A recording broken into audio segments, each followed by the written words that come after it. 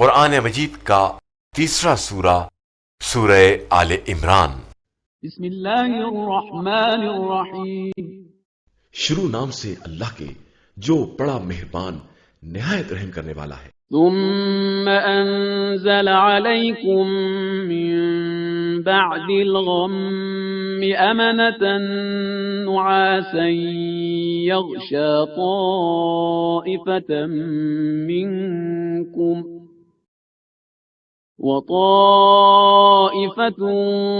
قد أهمتهم أنفسهم يظنون بالله غير الحق ظن الجاهلية يقولون هل لنا من الأمر من شيء قل إن الأمر كله لله يخفون في أنفسهم ما لا يبدون لك يقولون لو كان لنا من الأمر شيء ما قتلنا هاهنا قل لو كنتم في بيوتكم لبرز الذين كتب عليهم القتل إلى مضاجعهم وَلِيَبْتَلِيَ اللَّهُ مَا فِي صُدُورِكُمْ وَلِيُمَحِّصَ مَا فِي قُلُوبِكُمْ وَاللَّهُ عَلِيمٌ بِذَاتِ الصُّدُورِ۔ اس کے بعد خدا نے ایک گروہ پر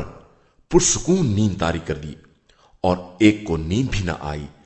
کہ اسے صرف اپنی جان کی فکر تھی، اور ان کے ذہن میں خلاف حق جاہلیت جیسے خیالات تھے، اور وہ یہ کہہ رہے تھے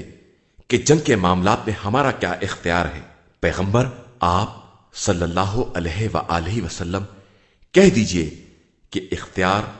صرف خدا کا ہے۔ یہ اپنے دل میں وہ باتیں چھپائے ہوئے ہیں جن کا آپ سے اظہار نہیں کرتے، اور کہتے ہیں کہ اگر اختیار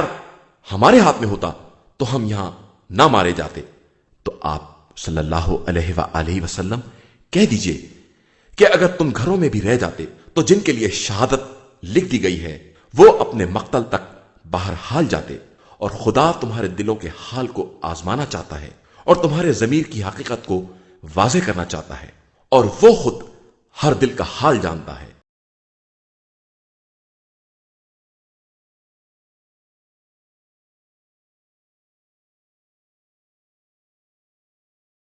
شدت و سختی کے موقع پر حضرت امام زین العابدین علیہ السلام کی دعا۔ شروع نام سے اللہ کے جو بڑا مہربان نہایت رحم کرنے والا ہے۔ اے اللہ، رحمت نازل فرما محمد اور ان کی آل پر، اور مجھے حسد سے نجات دے، اور گناہوں کے ارتکاب سے روک دے، اور حرام کاموں سے بچنے کی توفیق دے، اور گناہوں پر جرت پیدا نہ ہونے دے، اور میری خواہش و رغبت اپنے سے وابستہ رکھ، اور میری رضامندی انہی چیزوں میں قرار دے جو تیری طرف سے مجھ پر وارد ہوں، اور رزق و بخشش و انعام میں میرے لیے افزائش فرما، اور مجھے ہر حال میں اپنے حفظ و نگہداشت، حجاب و نگرانی اور پناہ و امان میں رکھ۔ اے اللہ، رحمت نازل فرما محمد اور ان کی آل پر، اور مجھے ہر قسم کی اطاعت کے بجا لانے کی توفیق عطا فرما جو تو نے اپنے لیے یا مخلوقات میں سے کسی کے لیے مجھ پر لازم و واجب کی ہو، اگرچہ اسے انجام دینے کی سکت میرے جسم میں نہ ہو، اور میری قوت اس کے مقابلے میں کمزور ثابت ہو، اور میری مقدرات سے باہر ہو، اور میرا مال و اثاثہ اس کی گنجائش نہ رکھتا ہو۔ وہ مجھے یاد ہو یا بھول گیا ہو، وہ تو اے میرے پروردگار ان چیزوں میں سے ہے جنہیں تو نے میرے ذمے شمار کیا ہے، اور میں اپنی سہل انگاری کی وجہ سے اسے بجا نہ لایا، لہٰذا اپنی وسیع بخشش اور کثیر رحمت کے پیش نظر اس کمی کو پورا کر دے،